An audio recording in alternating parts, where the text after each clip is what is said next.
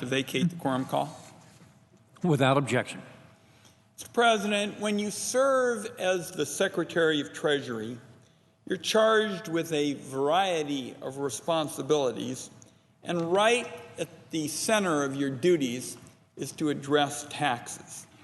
This is an area where the nominee to head the Treasury Department, Mr. Stephen Mnuchin, waded in very early on after his nomination became public.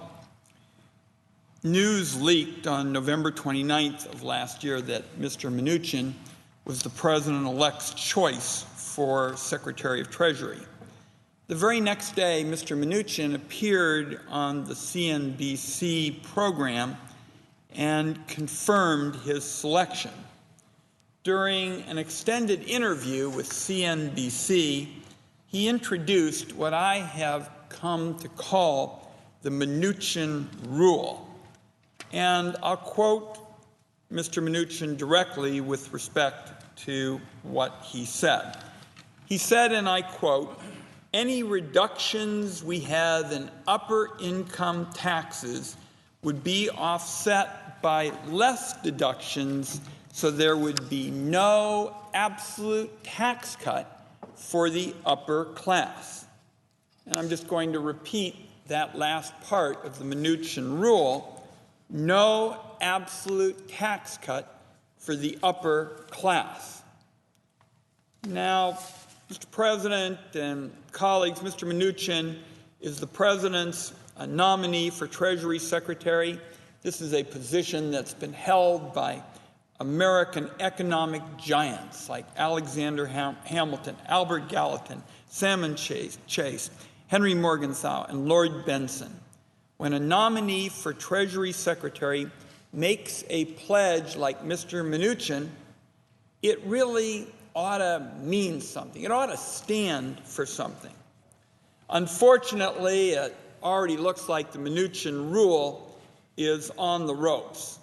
The very first act of the 115th Congress and a unified Republican government, repealing the Affordable Care Act, shattered the Mnuchin rule.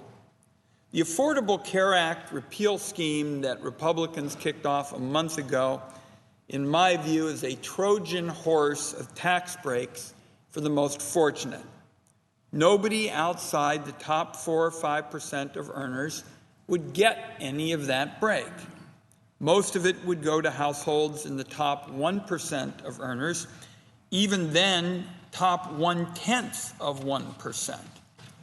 And it's paid for by taking insurance coverage and tax cuts for health care literally out of the hands of millions of working people. Then, Mr. President, it's back for another whack at the Mnuchin rule later this year. The New York Times published a story last week that said, and I quote, talking about Mr. Mnuchin, his guarantee appears impossible to fulfill either under the tax overhaul that the House Republicans are pushing or similar sketchier proposals that Mr. Trump has offered. I would ask unanimous consent, Mr. President, that the article titled "Treasury Nominee Vows No Tax Cut for Rich, Math Says the Opposite" be entered into the record at this point. Without objection. So, Mr. President, after breaking the Mnuchin rule once, the majority is now planning to fast-track a second tax break for the wealthy. This one will be even larger. In fact, it could be 10 times bigger or more.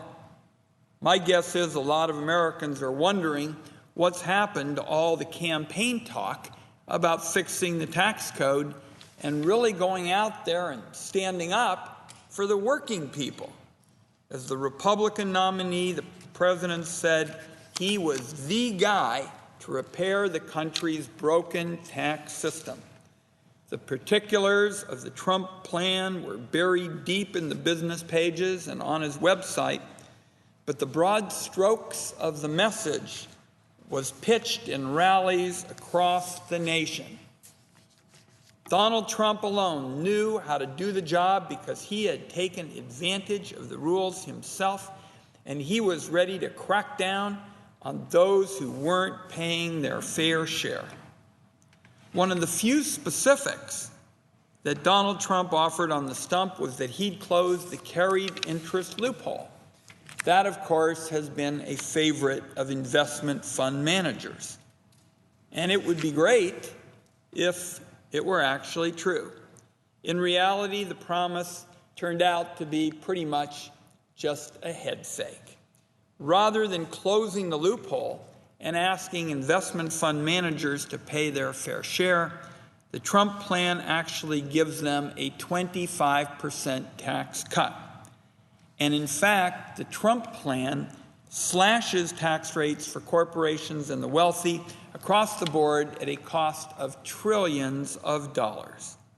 The president and Mr. Mnuchin might defend this plan by claiming it's a tax cut for the middle class. So I want to spend just a few minutes checking in with that part of the plan.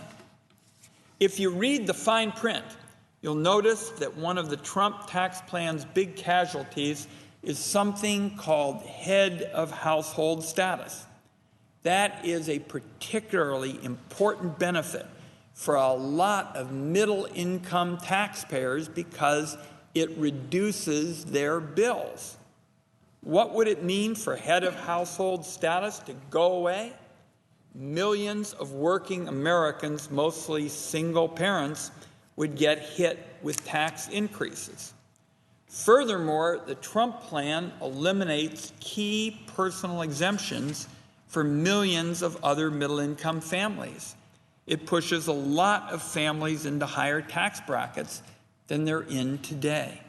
The administration touts its proposals for a larger standard deduction and a new child care tax credit as the cure-all for all its tax increases on the middle class and on working people.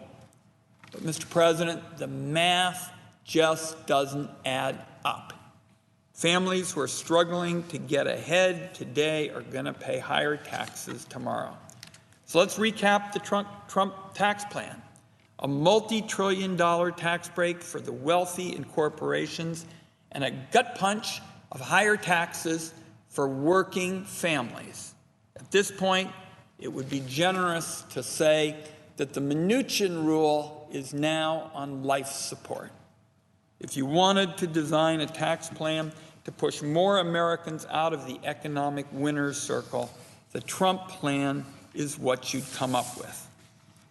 When I look at the Trump tax plan that Mr. Mnuchin would be in charge of spearheading, it looks to me like the administration has zero interest in cleaning out the rot that is right at the heart of America's tax system. Now, here's what it's all about, in my view, Mr. President. The tax code today is a tale of two systems. If you're a wage earner, you're a welder in Portland, or let's say you're a nurse in Louisiana, your taxes come straight out of your paycheck. Taxes come right out of that paycheck. They are compulsory. No special deals. You can even see the numbers right on your pay stub. Once or twice a month, out it comes. No special tax dodging strategies or loopholes to winnow down your tax bill for the welder in Portland or the nurse in Louisiana. You can't set up a John Doe Inc. in a Cayman Island P.O. box to shield your income from taxes. But the rules are different for the powerful and the well-connected. At their disposal are huge armies of lawyers and accountants who just specialize in tax games. They specialize in tax tricks. With the right advice, the most fortunate individuals and corporations in the country can decide how much tax to pay and when to pay it. If anybody wonders why people in America feel the tax system is rigged and the rules are stacked against them, this is a big part of the answer. And I intend to talk more about that, Mr. President, but I want to come back to highlight the difference between that welder in Portland and that nurse in Louisiana. When those hard working Americans are out there working for a wage, and once or twice a month they have their taxes taken right out of their paycheck. They know that they aren't getting anything special. It's compulsory. It's mandatory. They see it on their paycheck. But yet they get lots of news coverage and articles and the like, and they will see that for those who are fortunate, instead of paying taxes that way, in a mandatory and a compulsory way, they pretty much get to decide what they're going to pay, when they're going to pay it, and maybe nothing at all. So it seems to me that as we look at the nominee for Treasury Secretary, you get a pretty good example of how it does play out in terms of taxes for those fortunate few, and how his taxes stand in sharp contrast to that welder in Portland or that nurse in Louisiana. Not long after ending a 17-year run at Goldman Sachs, Mr. Mnuchin opened a hedge fund called Dune Capital in 2004. He set up outposts in Anguilla and the Cayman Islands. That's not a move that you make for the infrastructure or the ease of the commute. It's about the 0% tax rate. During Mr. Mnuchin's hearing, he claimed that having those overseas funds benefited American nonprofits. When he testified in front of the Finance Committee, he said, you know, the main thing we're doing with these overseas funds is we're helping churches and pension funds. But documents from the Securities and Exchange Commission show something quite different. In some cases, 100% of his investors were from outside the United States, and setting up overseas allowed Mr. Mnuchin to help them avoid paying taxes. What was the end effect? Dune Capital was heavily invested in movies, so millions of dollars in profits from Hollywood exports, like the movie Avatar, were funneled to an offshore web of entities and investors, giving him the chance to skirt a U.S. tax bill. At a more recent point in his career, Mr. Mnuchin's bank was up for a merger. The deal had the potential to be a personal windfall for him and a small circle of others. A foundation Mr. Mnuchin chaired reportedly used tax-exempt dollars to fund a write-in campaign pushing for the deal's approval.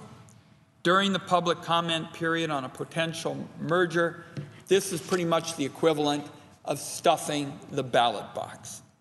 Now, as a nominee for a cabinet position, Mr. Mnuchin could be in line for a special, elective federal tax deferral on money made by selling stocks and bonds.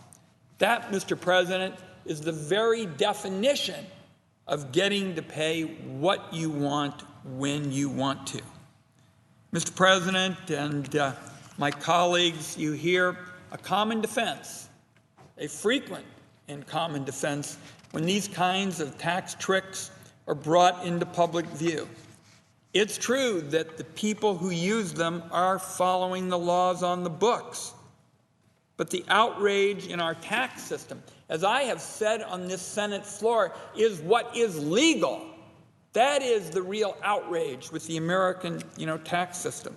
And it is outrageous that the Senate has allowed obvious gamesmanship to stay legal.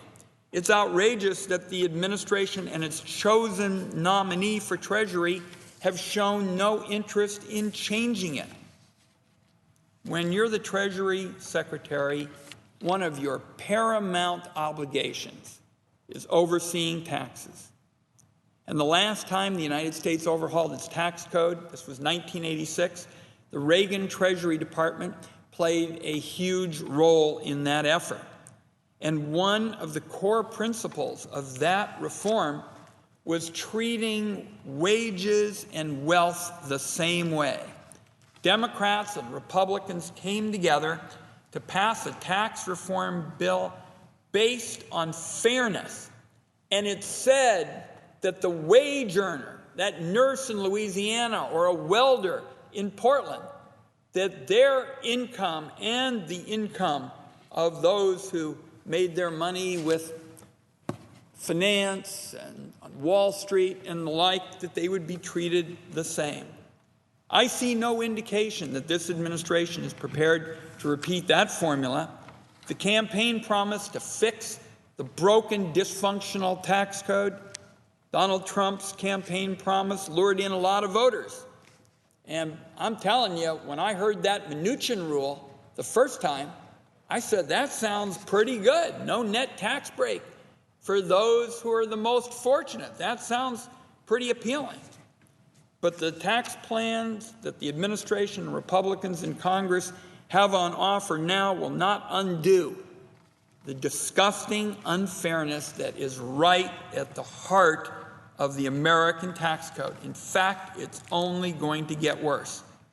This issue has to be at the center of the debate on Mr. Mnuchin's nomination. I'm particularly troubled by the fact that the evidence shows that the Mnuchin rule is already on the ropes.